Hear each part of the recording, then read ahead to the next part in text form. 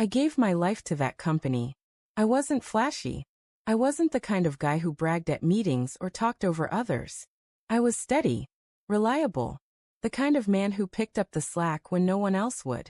For years, I was the one keeping the books balanced, catching mistakes, and quietly fixing them before they ever reached my boss's desk. I thought loyalty meant something. But one night, I saw numbers that didn't add up. Transfers, hidden accounts, money that had no business being there. At first, I thought it was a mistake, an oversight. But the deeper I looked, the clearer it became. My boss was running a slush fund. I felt sick. Still, I believed I was doing the right thing when I brought it to him. I thought he'd thank me. I thought I was protecting him, protecting the company. But I was wrong. I was dead wrong. I walked into his office, the evidence in my hands, my heart pounding. I explained everything, the payments, the shell accounts, the hidden money trail.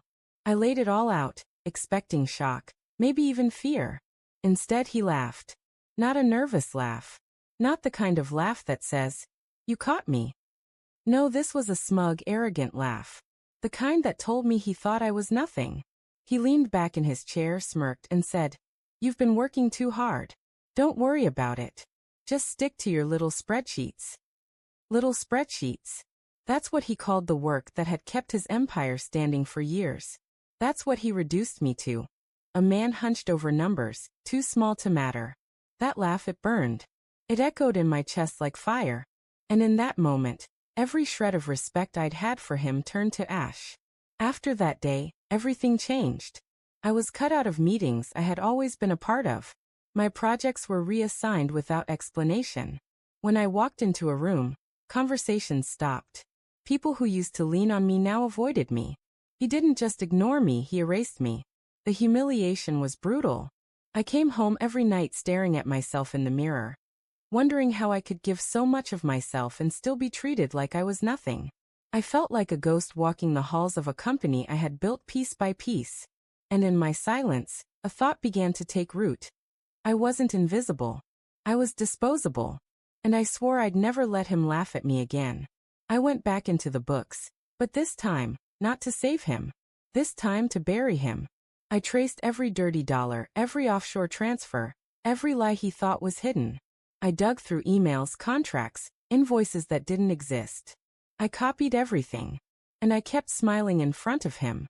I played the loyal accountant, the harmless worker bee, the man with little spreadsheets. But behind the scenes, I was building a case. Every click of my keyboard was another nail in the coffin of his empire. And the best part? He didn't suspect a thing. He thought I was still loyal, still bending under his arrogance. What I was really doing was loading the gun. When the moment was right, I pulled the trigger. I didn't confront him. I didn't walk into his office like some desperate fool looking for recognition.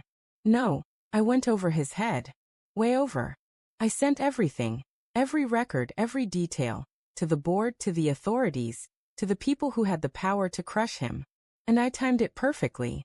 He was on a luxury cruise when it all came crashing down, surrounded by champagne, bragging about how untouchable he was, while back home, investigators were freezing his accounts and dismantling everything he had built. Imagine it, sitting on a sunlit deck, drink in hand, when the calls start coming in, when the emails start flooding, when the empire you mocked others for protecting is suddenly ripped apart. That cruise he paid for with stolen money? It became the stage for his downfall. And me? I sat back, calm, steady, finally in control. By the time he stepped off that ship, it was over. His accounts were frozen.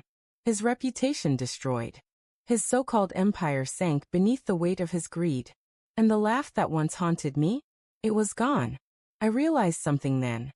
Silence can be a weapon. Patience can be a blade. And loyalty is only sacred when it's respected. I wasn't just an employee. I wasn't a fool. I was the tide that sank his cruise. And the best part? He never saw it coming. So laugh all you want. Mock the men who stand beside you. Dismiss their warnings. Because one day, that man you thought was weak will rise. And when he does, he'll have the last word. And that word is justice.